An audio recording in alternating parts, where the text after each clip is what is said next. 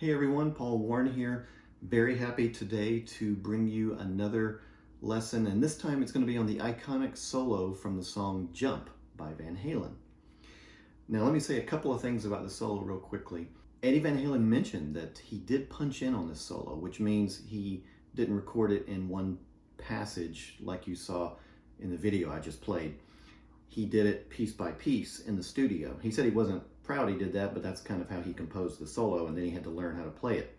Don't get frustrated with it because it is a tough solo to replicate all in one take. And you'll notice when you look at Eddie playing the solo live, he never played it exactly the same way live either.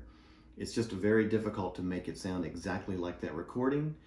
So I would say this is substantially more difficult to sound like the recording than a lot of solos that you're going to attempt. So don't let that get you down. Let's dive right in. Okay, I've got my Sir Mountain Dew guitar here, all taped up in honor of Eddie, so let's get started. 18th fret, first string. Then drop down into what is essentially the B flat minor pentatonic, 6th fret, first string, and then do a full bend on the 9th fret of the 2nd string. All right.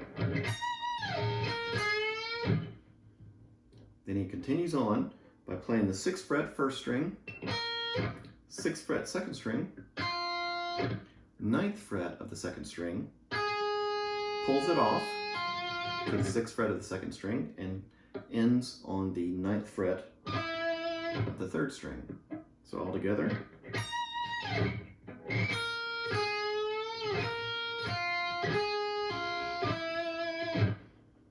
Okay.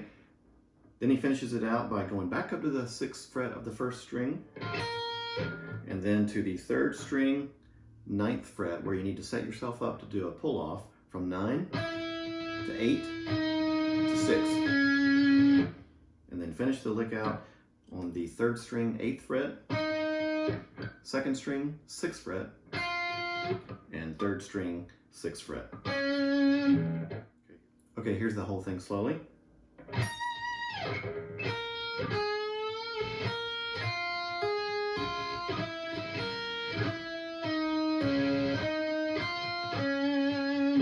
One more time.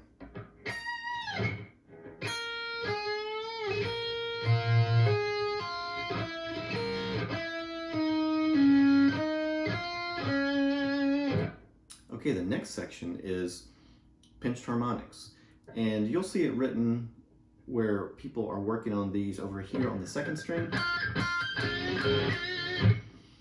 on the 6th fret. I don't do it there, I do it here on the 3rd string, 10th fret. So it's 4 notes, and you're basically going to pull on a couple of those. All right, like that. It's one of those things where you'll just have to find the appropriate harmonic. Mine's almost dead center of these two humbuckers. The next section is moving back down into the pentatonic here, and we're going to play the 8th fret, 4th string, the 8th fret, 5th string, and then the 6th fret, 4th string. So basically this. And you kind of pull that note there. The solo includes a lot of attitude in his playing like that, and that's really hard. You know, we don't have Eddie's fingers, so it's hard to inject that sort of attack that he had on the solo, but it's kind of cool to try it at the same time. Then you do a pull off from the 8th fret of the 4th string to the 6th fret, down to the 8th fret of the 5th string, like that. So far we have this. Then back up to 6 on the 4th string. And then when we're going to come down to the 5th string on the 8th fret, and we're going to do a pull off from 8 to 7 to 6 and slide down to 4, and then end it with a hammer on back up to 6 and off. Let me execute that slowly.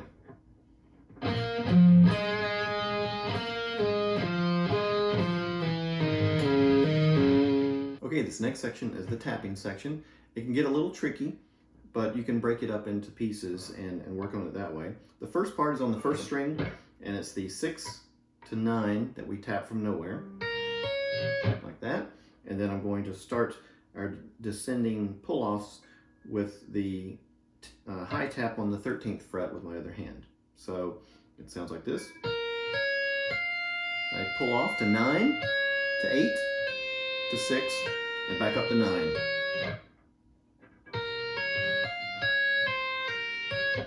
I'm going to do that 3 times and then end on the 9th fret of the 2nd string.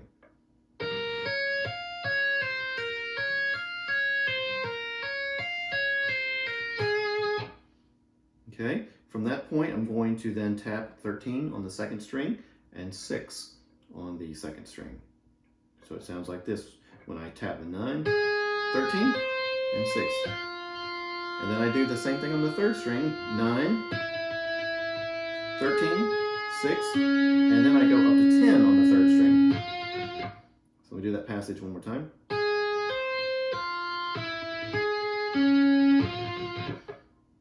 And then I'm going to go down to the 4th string, 13, and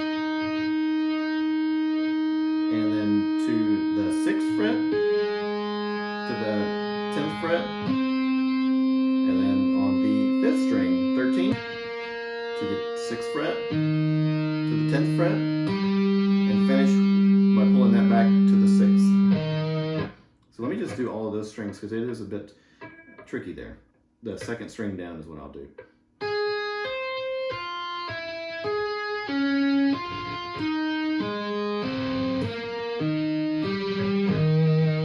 So here's the whole thing.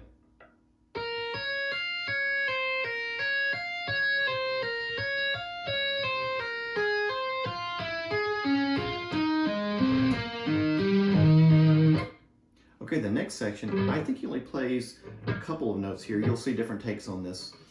He plays the 8th fret of the 3rd string and bends it. Goes down to the 6th fret, same string, and then back up.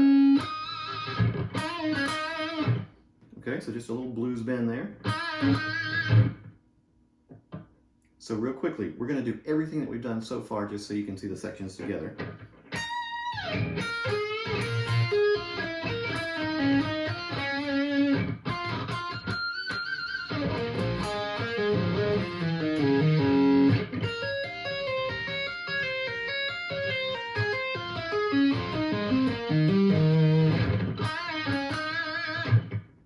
So this next section I tend to play like you would play a sweep arpeggio. It begins on the 13th fret of the 5th string to the 11th fret of the D string, 10th fret on the 3rd string, 11th fret on the 2nd string, and then the 9th fret of the 1st string. Okay, so we're going to go. And it's heavily muted. And then he does a quick slide from 11 to 13, like that. So what we have is, and then finishing from 9 to 11 on the 1st string.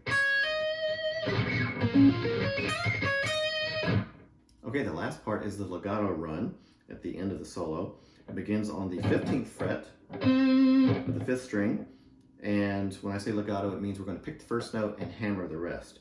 And it kind of starts out with a sextuplet 2 times in a row. So it sounds like this: 15, 16, 18, and then again on the next string, on the 4th string, 15, 16, 18. And we do that twice. Then it continues on with 15, 17, 18, on the third string, and then back to 15, sounds a little strange, 16 and 18 on the second string, and then lastly on the first string we do a kind of a trill, a quick trill, which is 15, 16, and pull it back off. So the whole thing sounds like this.